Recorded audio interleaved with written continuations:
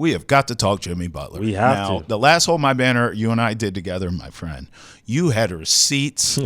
I mean, you gave us all the tea. You gave us the timeline of the Jimmy Butler drum all the way up in the present moment.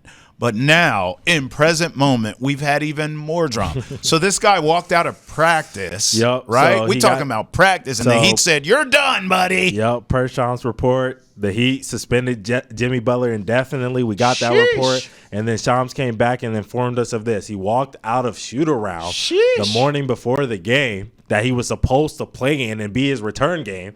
And the reason he walked out is because he got word that the Heat were planning to start Haywood Highsmith. And he said, all right,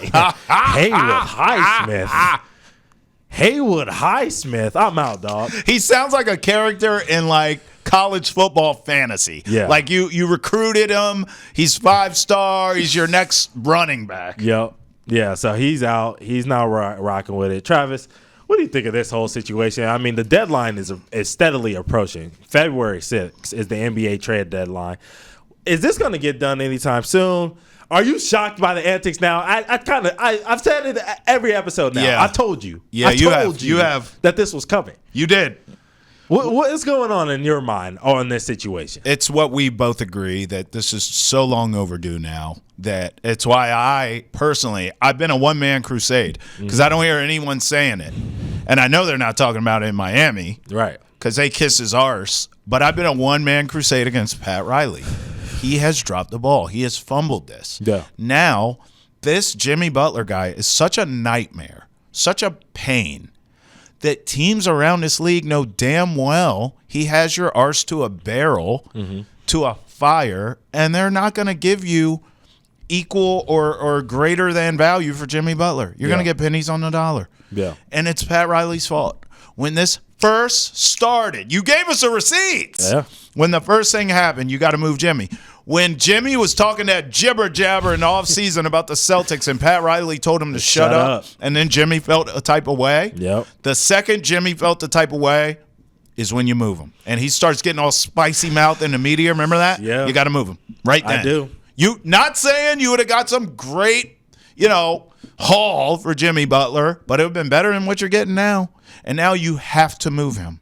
Yeah. You have to move him. He wants to go to Phoenix. He's going to pout if not, wherever he ends up. Figure out a way. Get him to Phoenix. Bring in 4 teams. We've been talking about 3 teams trade, you and I.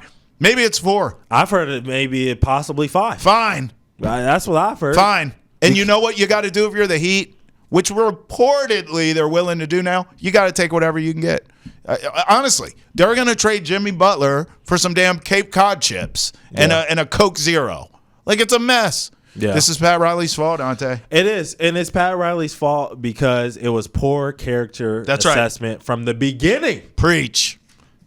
In Chicago, Fred Hoiberg, you're an idiot. Calls him an idiot. Da-da-da-da-da. Come on. Forces his way out. Gets to Minnesota. Oh, these young guys don't want to work hard. Cat, Andrew Wiggins, you don't want to work hard. I'm out. Right.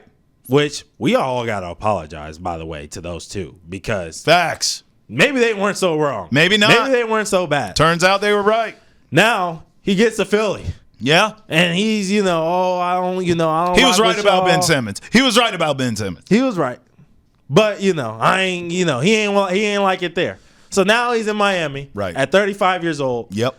And he's not happy again. Mm-hmm. But at the same time, Jimmy, terrible character assessment from you too. Sure. You wanted to get to Miami so bad. Your boys with D Wade. You saw how D Wade got done when he asked for thank you money. Oh, you preaching now. Jimmy, you're asking for thank you money. Thank you for all the hard work that you put in. Wow. You think that you did more than D Wade did? Wow. And you saw how they did D Wade on the way out. After 2 championships. After taking less money to let LeBron James and Chris Bosh come. After winning 3 championships. Get him! Where he put the city on his back and gave Miami their first ever NBA championship. No lies detected. And you thought that your situation is going to be different? Bruh, it's not. Bruh. It's not different. You're not different. Yeah. You're not better than D Wade. Sorry. Spoiler alert. No, you're right. You're absolutely right. And by the way, the Suns are a mess. He wants to go to the Suns. Good luck with that. Right. You want to go over there with KD, who hasn't won without Steph. Right. With D-Book, who was never winning games. Facts. Before Chris Paul and all of them showed up. That part. He wasn't winning anything over there by himself. So you want to go over there and try to do what the Clippers did? We saw what the Clippers tried to do. Oh. Put together a bunch of losers. No offense. Yeah. Guys who haven't won. I'll say that. They're not losers. I mean it offensively. But guys that haven't won, really, KD, you won. You did. I'll give you that. I'll give you credit. Yeah. But I know. Devin Booker, all the other rest of the guys haven't won. We don't know what's going on with Nurkic. We don't even know if they're going to be able to trade him. They're a mess. We know that Bradley Beal's going to be gone if you end up with the Suns.